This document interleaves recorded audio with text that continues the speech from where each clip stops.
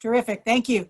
So thanks, Joel, for that introduction, and I want to thank Joel and Don Bealey before him and all the staff for making this project possible over this 35 years. But since I have less than 30 minutes to talk about 35 years, I'm going to go ahead and get started without any further ado here. So let's go ahead and get started on drainage for the long haul. And obviously this is just going to be some key takeaways from this long-term SEPAC project. As you all know, naturally poorly drained soils give us many challenges for crop production. And so one of the water management practices that is commonly used in many areas of the state and the region, as well as worldwide, is subsurface tile drainage. So it is a common water management practice, although it was not common in southeastern Indiana before this project began, and that's why we were asked to do some research on it. Tiles, as you know, generally don't flow all year long, so they are seasonal in function, and that has something to do later on when we talk about nitrate. That's an important factor to keep in mind. So again, I don't have to tell you folks who are attending a SEPAC Field Day where SEPAC is, and this project has been going on since 1983. I do want to remind those of you who were around in 1983 for SEPAC and let those of you who weren't around know what our original goals were. Basically, on this poorly structured, low organic matter, naturally poorly drained soil, the Claremont silt loam, the goals were, first of all, to improve drainage, to test out modern perforated plastic drain tubes that had not been tested out before in that region, but also to improve soil physical properties. As most of you know, that soil has a lot of issues with crusting and erosion, and we wanted to increase infiltration and permeability and reduce crusting and erosion. And of course, we wanted to improve crop growth and yield by using drainage. So the setup of the drainage research site of the main experiment, which was the spacing experiment, was to we installed drains at 4 different spacings so that we could test out the effect of spacing on yield. The particular spacings were 5, 10, 20, and 40 meters, or 16, 33, 66, and 132 feet. This project started when I had barely arrived at Purdue, and there were 3 very experienced researchers, Ed Monk, Jerry Mannering, and Ron Wheaton, who designed this project. And they told me that basically if the spacing was this far apart, if drains were 40 meters or 132 feet apart, for that particular soil, it was basically like it wasn't drained at all because it was so slowly permeable. So that was our undrained control. The tiles were installed at 2.5 to 3 foot depth, which is above the fragipan, which is at about 3.5 to 4 feet depth. And we used standard 4-inch plastic drain tube with no sock or filter. The drains were installed in February and March of 1983, particularly warm, dry time period before the drought of 83. The main drain was installed parallel to Highway 50 here with the standard laser guided equipment of the time. The laterals went more or less perpendicular up into the field, but they exited first into a culvert so that we could measure flow and sample water before they then went, before it was routed then into the main drain and into the ditch. So let's get right into some of the results. Drainage pays. We're going to hit that several times today. The first way that we might think about drainage paying is that it improves the timeliness of field work. So during the first 10 years of this long-term experiment, the different drain spacings were chiseled and planted when the soil was ready for each individual treatment. Okay, so we were using spring chiseling, and spring chiseled on one day and planted the next day. And basically the decision was made by Don Bealey, and sometimes in consultation with me when I was there, about whether a particular plot was ready to be tilled or not. And then the next day it was planted. So the undrained control plots were delayed anywhere between 1 and 15 days compared to that narrowest drain spacing. And you understand, of course, what happens, right? On one day, the 5 meter is ready to go. And so we till it and then plant it the next day. And the next day, the 10 meter is ready to go. We till it and we plant it. And then it rains, right? And so then that sets back the undrained plot and starts again from zero. And so in a couple of years, we had significant planting delays because of that. And obviously you all know that more timely access to the field is a major benefit to most farming operations. This image here that Joel gave me a little while ago showing some of the images of what the soil looks like from a satellite. The blue lines, he superimposed the drain lines on top of this aerial photo, but you can see the light colored area of this part of the field is where we had the drains. The dark colored area, the wet soil, is where we didn't have drains. So it's very clear from the air that the drains were very effective in draining out excess water and helping the soil dry faster than where we didn't have drains. So our first question, would this modern perforated plastic tile even work on the Claremont soil, has been answered many times in the affirmative. Yes, it certainly does help drain that soil. Okay, let's take a look at the yields. We're gonna do this in a couple of parts. I'm gonna look at the first 10 years first, which is when we were chiseling and planting each plot on its timeliness basis.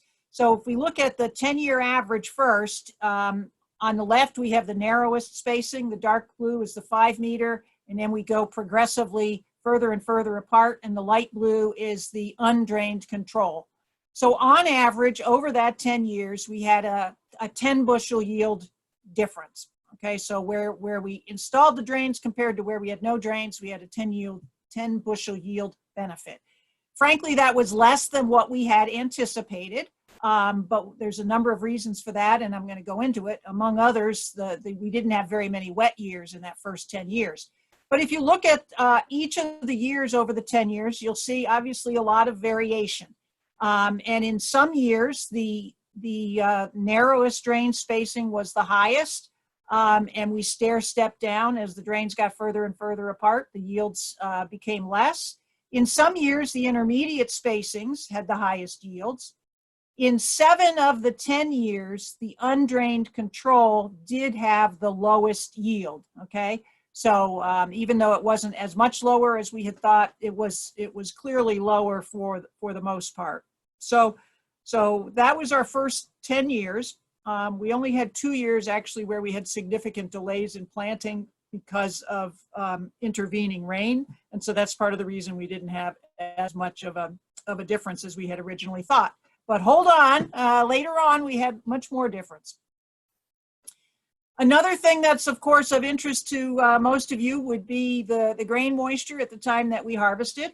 And this is, again, an average over the 10 years, and we were growing continuous corn in that first 10 years. So the narrowest drain spacing had about a 21% grain moisture content on average, and the undrained control was on average 2 points wetter, right, up at 23%. So obviously, again, that means more drying costs where you don't have drainage because the grain is wetter at the time of harvest.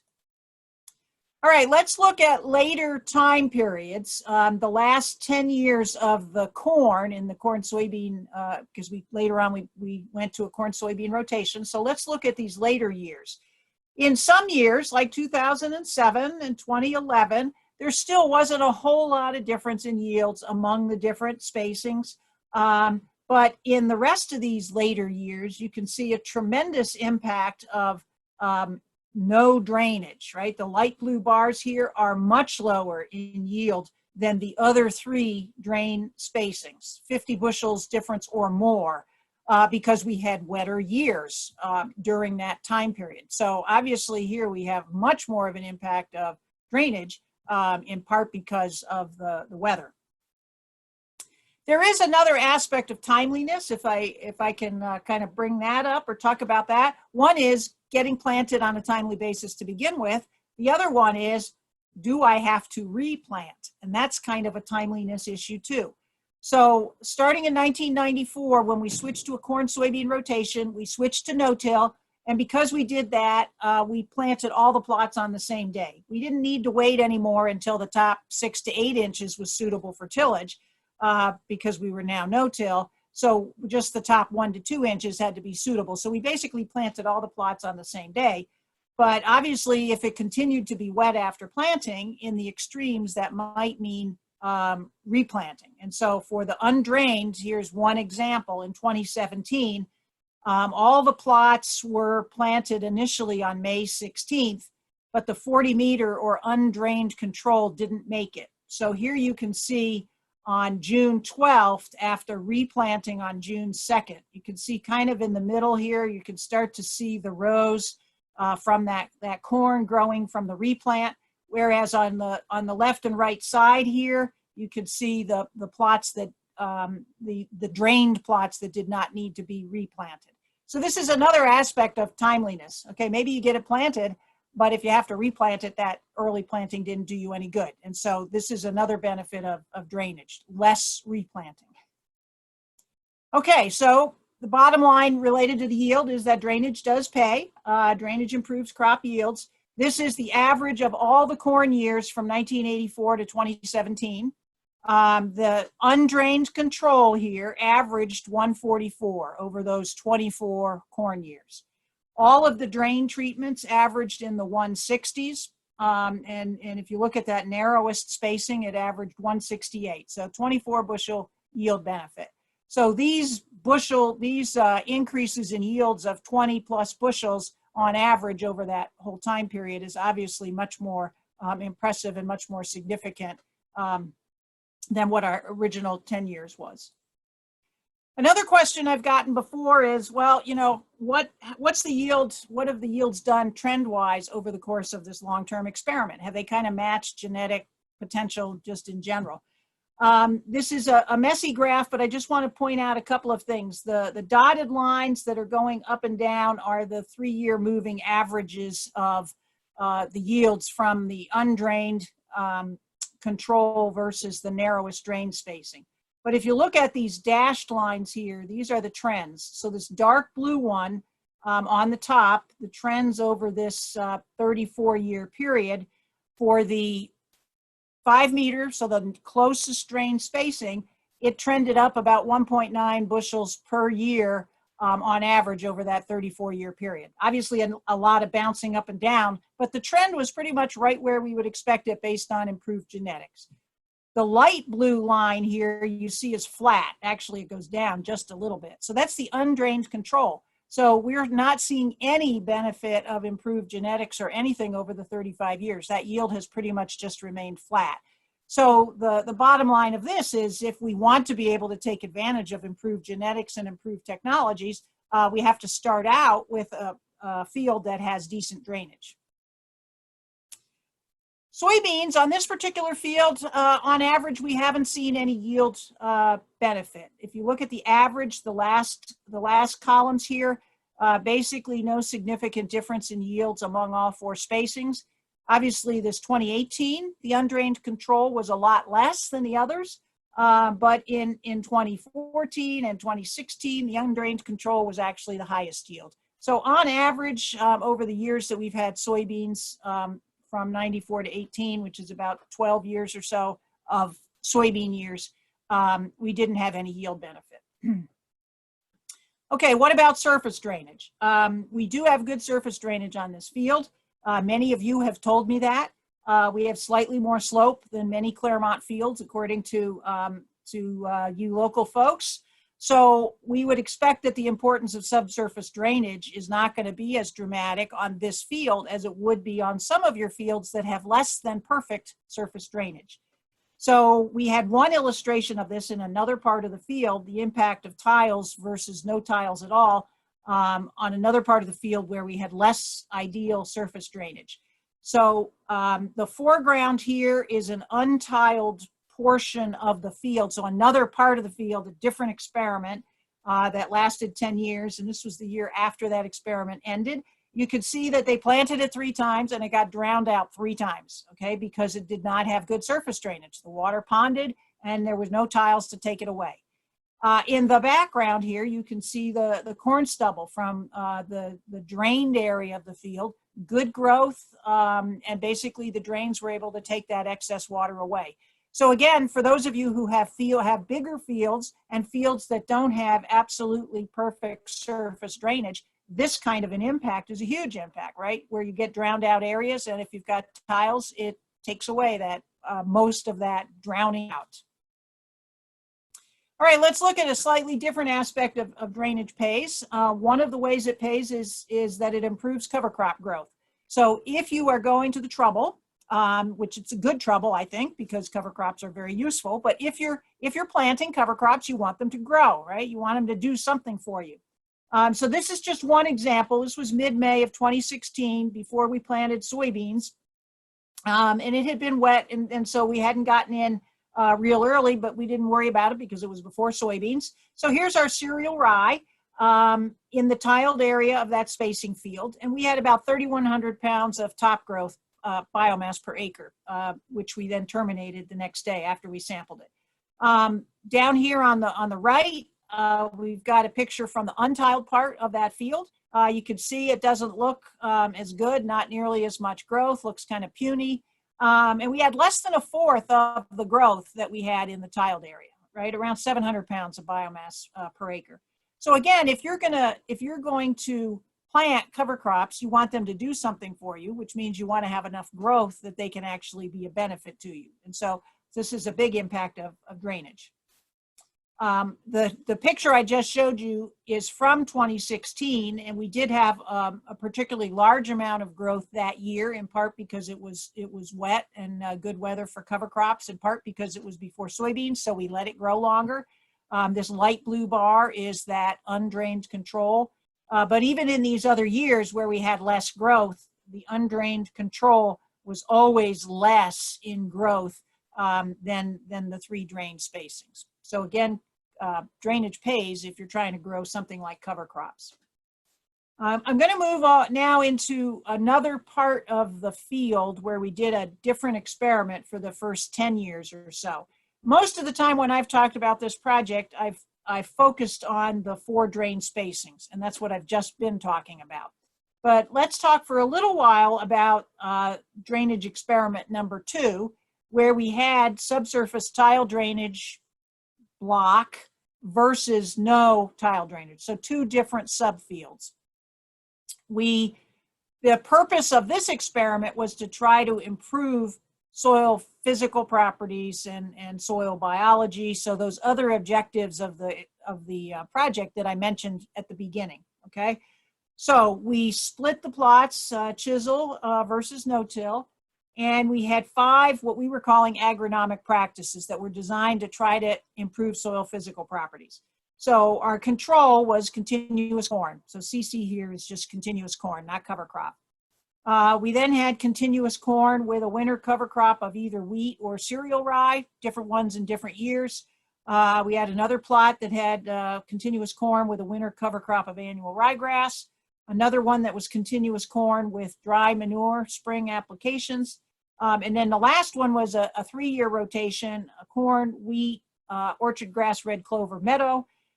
For all of these, we hand broadcast the covers into the standing corn each fall because they were pretty small plots. And so that's basically how we did it at that time. 2 different kinds of points that I want to make with this graph. The blue bars are the tiled and the red are the untiled with yields here in bushels per acre. The percents here is what I want to point out first. That's the percent increase in yield for tiling compared to untiling for each of these treatments. So for the continuous corn here, the tiled was 12% higher in yield than was the untiled.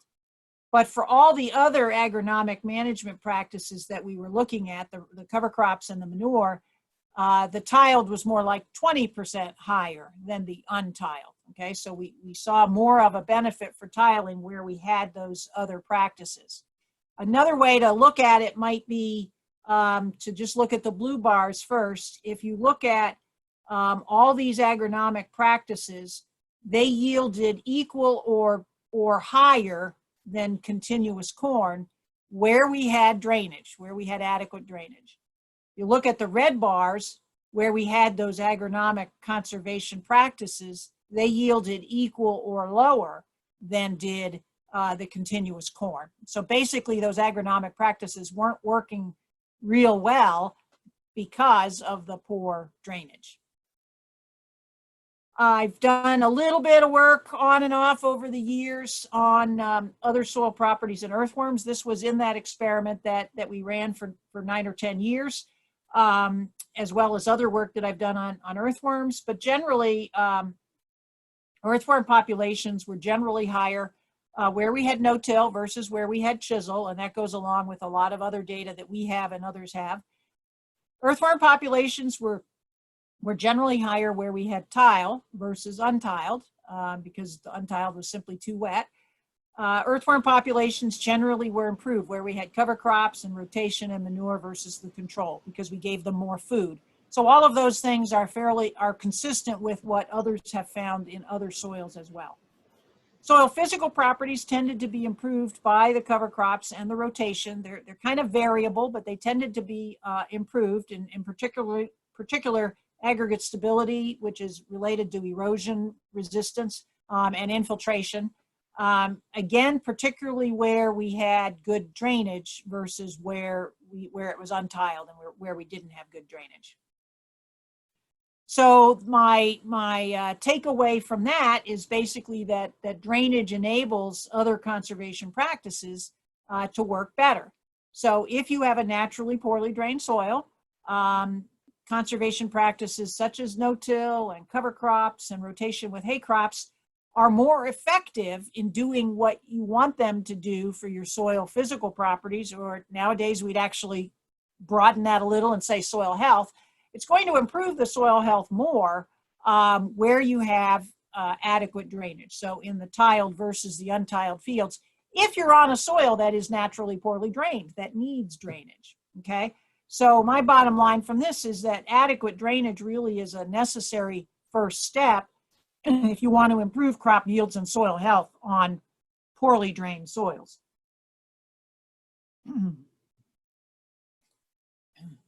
And I've already shown you this picture. Again, if you can't grow a crop and you can't grow a cover crop, you're not going to do a very good job of improving soil health or soil physical properties. The last topic I want to talk about is a little different. It's more related to water quality. Closer drain spacings lose more water, and therefore they lose more nitrate in the tile drain flow. Obviously, if you put tiles closer together, the whole reason you do that is to get rid of more water faster, right? That's why you put them closer. If you get rid of more water faster, that water is carrying nitrate. Since nitrate is not held by the soil, any nitrate that's in the soil, if more water flows through the soil, then more nitrate flows through and out the soil. So I'm just going to show you some of the data from the early time period of the experiment when we were using high fertilizer nitrogen rates and continuous corn and no cover crop. You see here the yellow bar is the 20-meter or 66-foot spacing. We were losing on average 23 pounds of nitrogen per acre per year coming out the tiles. As we brought those tiles closer together, more water came out and therefore more nitrate came out. So the blue bar here for the 5-meter or 16-foot spacing was 44 pounds of nitrogen per acre per year that was being lost out the tile. That's quite high. That was typical for the Midwest at that time with the management practices and the fertilizer rates that we were using at the time. The good news is that we have improved that, as have others, and we know that cover crops is a really important part of that. We added cover crops. We also did change the nitrogen fertilizer rate because we were now in a corn soybean rotation and extension recommendations had changed. So both of those things together, the cover crop and the reduced nitrogen rate, gave us reduced nitrogen concentrations coming out of the tile drains. And so it gave us smaller losses as well. We still have less loss where the tiles are widely spaced and greater loss as we bring those tiles closer together. But overall, we were down in that 10 to 15 pounds of nitrogen loss per acre per year. So a much better improvement in the water quality as a result of keeping those tiles wider and having the cover crops. The picture I kind of like to use to help illustrate that cover crop thing, again, is that we know the corn and soybean system by itself is normally fallow from October to April. Most of our flow, especially at SEPAC, starts in November and flows on and off all winter, stops flowing in June. In a typical year, right? There's not much flow in the middle of summer and early fall. So if we plant a winter cover crop in September or October, it's there taking up nitrogen even before the tiles start flowing. And so it reduces that concentration that comes out all winter and early spring. So the cover crops have been shown to be very effective at SEPAC, but in a lot of other places in the Midwest as well, in reducing those concentrations and those losses from our fields. So I have two final slides. The drainage is a long-term investment. We know that the drain flow itself develops with time, right? The drainage system doesn't work as efficiently the first couple of years. It does take a little time for that to develop more. The yield effects, of course, vary from year to year based on the weather. Conservation practices themselves take time to improve soil health, even without the drainage issue. But the long-term improvement in cash crop yields and cover crop growth and the effectiveness of other conservation practices make tile drains a really good investment.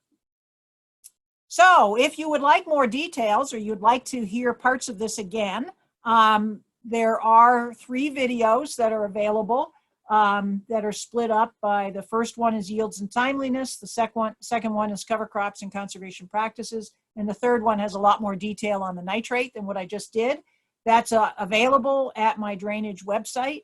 If you prefer to read, I've got 3 extension publications on those same topics, and that's available at the Purdue Education Store, as well as at that drainage website. So with that, John, I think I am done, and I can stop sharing my screen if that's probably what you would like me to do, right? Yes, Dr. Kladivko, thank you so much. That was really informative and really a great segue into our next presentation.